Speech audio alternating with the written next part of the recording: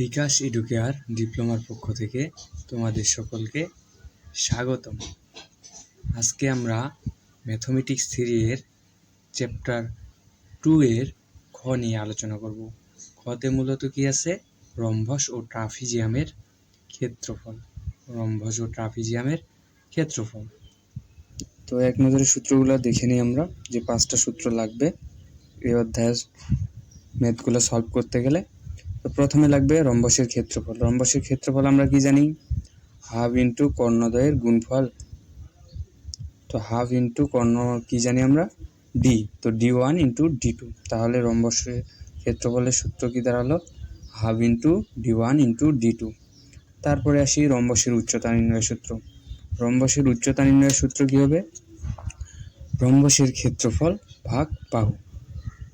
ঠিক আছে, তো এটা লিখতে পারি কি? বাহুকে কি দ্বারা প্রকাশ করা হয়? এ দ্বারা প্রকাশ করা হয়। তাহলে এটা লিখতে পারি half into D1 into D2 ভাগ এ। তারপরে কি? রম্বসের পরিসীমা। এই চিত্রটা দেখো, এটা হচ্ছে রম্বসের একটা চিত্র। ঠিক আছে, তো রম্বসের এটা তাহলে পরিসীমা কি হবে? 4a। কেমনে হয় দেখো, 4টা বাহু হচ্ছে 4টা। বাহু কয়টা আছে? 4টা। 1 2 3 4। তাহলে রম্বসের পরিসীমা নির্ণয়ের সূত্র কি দাঁড়ালো? 4a। তারপরে চলো আমরা ট্রাপিজিয়ামের ক্ষেত্রফল নির্ণয়ের সূত্রটা দেখি। ট্রাপিজিয়ামের ক্ষেত্রফল নির্ণয়ের সূত্র হাফ ইন্টু সমান্তরাল বাহুদ্বয়ের যোগফল ইন্টু উচ্চতা। বোঝা গেছে? হাফ ইন্টু সমান্তরাল বাহুদ্বয়ের যোগফল ইন্টু উচ্চতা। তো এটা আমরা লিখতে পারি a যোগ b ভাগ 2 ইন্টু উচ্চতা h। ঠিক আছে, তো এই তারপরে আছে একটা রম্বসের উচ্চতা নির্ণয়ের সূত্র। রম্বসের উচ্চতা নির্ণয়ের সূত্র হচ্ছে কি? 2 ইন্টু ক্ষেত্রফল ভাগ বাহু। কি? 2 ইন্টু ক্ষেত্রফল ভাগ বাহু। তো চলো এখন আমরা কি অতি সংক্ষিপ্তগুলো একটু দেখে এসি। চলো এখন একটি রম্বসের একটা অঙ্ক করি আমরা। ম্যাথ করি। তো একটি আছে, একটি রম্বসের কর্ণ দুটি 6 সেমি ও 8 সেমি হলে রম্বসের পরিসীমা কত? কি বলছে ভালো করে দেখো। তো আবার দেখো, চোখ দাও, এখানে চোখ দাও। একটি রম্বসের কর্ণ দুটি 6 সেমি ও 8 সেমি হলে রম্বসের পরিসীমা কত? আমরা পরিসীমা নির্ণয়ের সূত্র কি জানি? 4a। তাহলে আমরা এখানে কি মান লাগছে? এ মানে কি? বাহু। আমার কি বাহুর মানটা বের করে নিয়ে আসতে হবে। তো চলো আমরা বাহুর মানটা বের করি। সমাধান।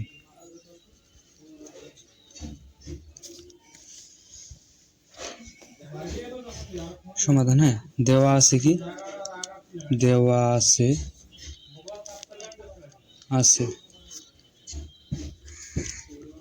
D1 equal 6 semi, D2 is equal 8 semi. এটা কি দেওয়া আছে? আমাদের এটা যদি বাহুর মানটা যদি আমরা বের করতে যাই, তাহলে আমার কি অর্ধকর্ণ বের করতে হবে, মানে ভাগ দিতে হবে D1 ভাগ 2, মানে 6 ভাগ 2। তাহলে এখানে আসতেছে 3। আরেকটা কি আছে?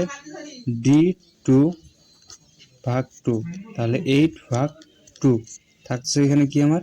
4। সেমি আছে, সেন্টিমিটার আছে, সেন্টিমিটার দিয়ে দিই সেমি। ঠিক আছে, এখন এই জিনিসটা খেয়াল করি, যদি এখানে আমার কি অর্ধকর্ণ দেয়া থাকতো তাহলে কিন্তু আমরা আর বের করতাম না, কারণ আমার কি অর্ধকর্ণ বের করাই থাকতো, তাহলে এটা আর বের করার কোনো প্রয়োজন নাই। আর বের করলে তোমার ভুল যাবে। এই জন্য সবসময় এই জায়গায় মনে রাখবো যে এখানে আসলে কি বলছে, অর্ধকর্ণ বলছে না কর্ণ বলছে। যদি কর্ণ থাকে তো সেটা আমরা ভাগ করব, 2 দিয়ে ভাগ করব, প্রত্যেকটাতে কি 2 দিয়ে ভাগ করব। আর যদি আমাদের অর্ধকর্ণ থাকে, কর্ণ থাকলে তো কোনো কথাই নাই। কর্ণ থাকলে তো আমাদের এটা আর ভাঙার লাগবে না, কারণ আমাদের তো অর্ধকর্ণ বের করাই আছে।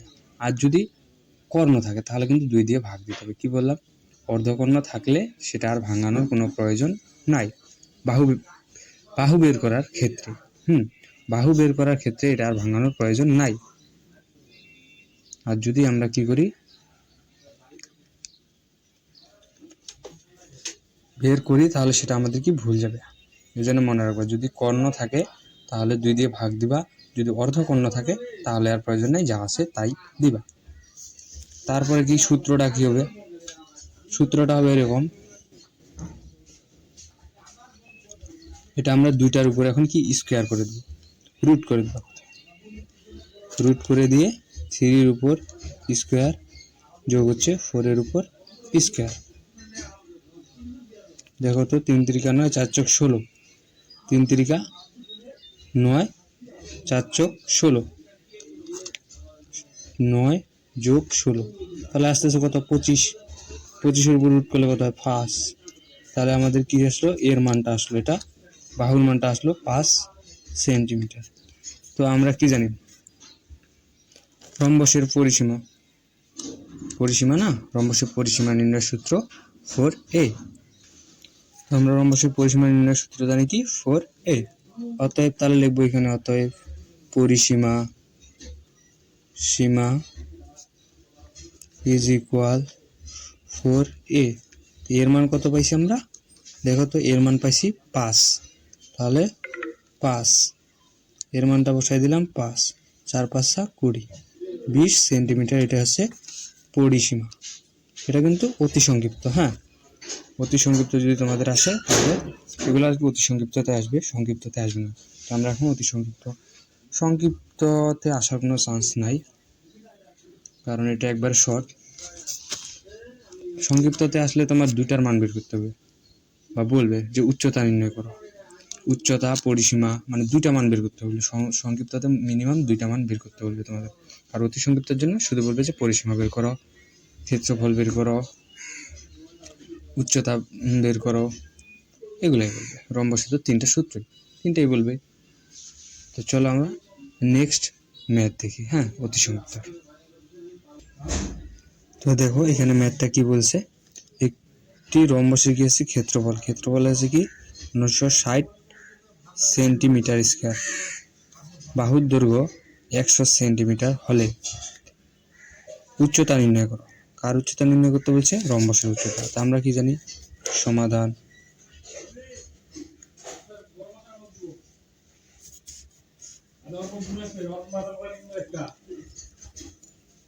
আমরা জানি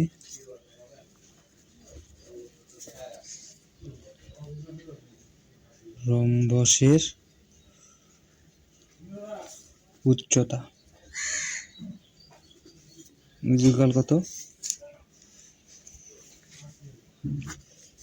এই ইকুয়াল কি আছে, ক্ষেত্রফল ভাগ হচ্ছে কি বাহু। এখানে ক্ষেত্রফল আছে কত দেখো 960, বাহু আছে কত 100। তো আমরা ভাগ দিই, 960 ভাগ হচ্ছে 100,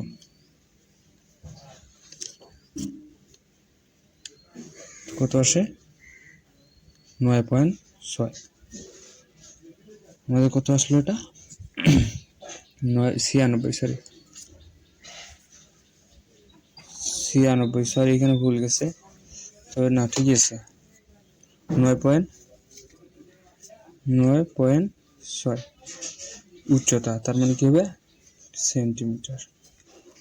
উচ্চতা কত আসলো সেন্টিমিটার। এখানে কত দেওয়া আছে, ক্ষেত্রফল আছে 960, বাহু আছে 100, 9.6 সেন্টিমিটার। বোঝা গেছে? এখানে কিছু নেই, শুধু আমরা কি সূত্রটা বসাই দিছি।